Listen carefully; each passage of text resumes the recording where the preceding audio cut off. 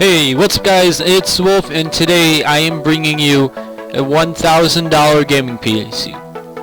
So, what are you getting? Well, for $1,000 you are getting a PC that is going to smash any AAA titles at ultra settings. And this is also a peek at what my personal rig will be and when I do the build guide. So, with that, let's get into it.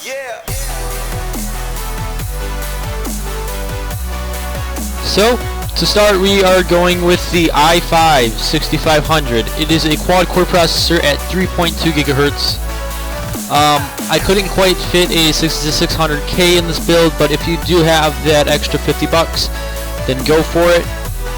I will be purchasing all the parts in this from Newegg, so keep that in mind, so it will be a little slightly more expensive for me. But yeah. Okay, now let's jump back. For the cooler, I will be going with a Cooler Master Hyper 212 Evo. Excuse me. So, I mean, there's not really much to be said about this. I mean, you got direct heat pipe contact, you got the attaching system, which I've heard mixed impressions about. So, yeah. If you need a CPU cooler, then this is your guy. With a 4.5 rating and thousands upon thousands of people using this cooler at this very second, it's a great cooler. So for the motherboard, it may seem a bit unusual for you guys. I'm going with the MSI Z170A Crate Edition Gaming ATX LGA 1151 motherboard. So I know what you may be thinking, but you have a 3.2 review. Why would you go for it? The main reason I'm going for it is I need a board that looks sexy in a black and white theme. And so this one really is the only one that does it. I mean, there is the titanium board, but I wasn't gonna fork out $300 on a motherboard. And I wanted a nice looking white and black board that didn't have the paint, so here's my contender. I know what you're thinking. Why'd you go with Z170? Well, there might be a possibility that I will be getting my CPU on an older chipset. So you certainly don't need to go Z170 on this board, but it also leaves future upgrade paths, which I will be going down in the future, which is why I went with Z170. So yeah. From Newegg, it is $139 with a $10 mail-in rebate, which brings it down to $130, but then you got shipping, which brings it up to $132, and you get a free Tom Clancy's Rainbow Six Siege with your purchase. Excuse me. So yeah, there you go. It's a nice motherboard. It comes with Rainbow Six Siege, so if you don't want this, you can probably sell it, because on G2A right now, the only things really out there for keys are like 40 to 50 bucks, and that's for Origin keys, I believe, or Uplay keys. So if this is a Steam key, I'm not sure if it is or not, then you could probably make quite a good 50 bucks. So for RAM, I went with an Aki kit of Kingston HyperX Fury Black. I actually got a different speed in this. I got the 2400 megahertz, but you know, you can choose whatever you want. It's actually the same price right now as the 2400 megahertz. But yeah, it's a very nice looking heat spreader. It's just a beautiful kit of RAM. And when they come out with their Fury White, I will be grabbing another 8 gigs of that, so you can throw it in and color coordinate with the DIMM slots on your motherboard, and it will just look great. So for storage, I put an SSD and a hard drive in this build, because it's just, why wouldn't you go with that? So don't really obsess with the SSD that I have here. Just go for any budget-oriented 240 gig SSD. For anyone, you can generally find them for about 50 bucks. So yeah. Just anyone that you can find. This one I picked up because I just found it on a really good deal at Best Buy, used. So yeah, and it works fine for me. I have all my game stuff on it right now. As you can see, I have certain parts purchased and others not. That's kind of attributed to me just getting random parts from family members, and the rest I'm ordering in a couple weeks. So for the hard drive, I went with a 1 terabyte from Western Digital. It was the Caviar Blue with the spindle speed of 7200 RPM. It's not quite the speed of your SSD, but it'll be the good place for you to put all your bulky items and then all your bulky games and programs, or games or programs that you just don't really care about load up speed. So yeah, that's that. It doesn't really matter. You can go with the Seagate Barracuda, Western Digital, Caviar Blue. It's all the same. Seagate Barracuda generally runs a little cheaper, and if you need a little bit more storage space, like 2 to 3 terabytes, then go with the Seagate Barracuda, because the right now the 3 terabyte from Seagate is sitting at $80, which is a great deal. So for the video card, I know there's no picture up. I'll show you the picture on Newegg.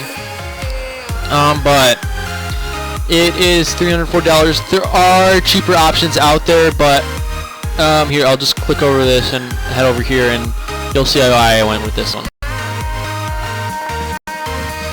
That's why, because it's white and black.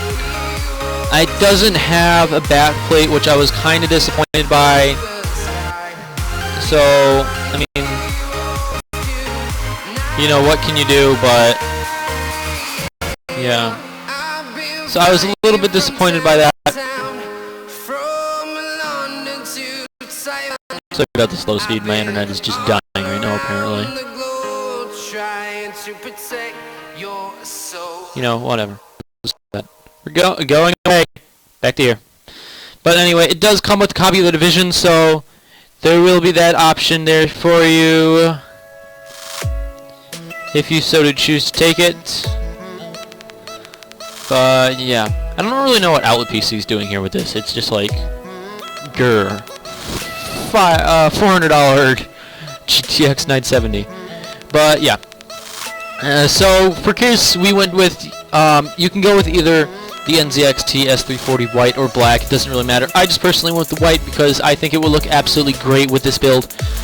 So yeah, it's just a really nice build. There is no slot for a DVD drive, however, so if you do plan on using that, you're going to need to go pick up a external DVD drive, which I do have myself. So yeah, for the power supply, we went with a fully modular power supply to make cable management much easier. It is 80 plus gold, so it's going to be plenty efficient.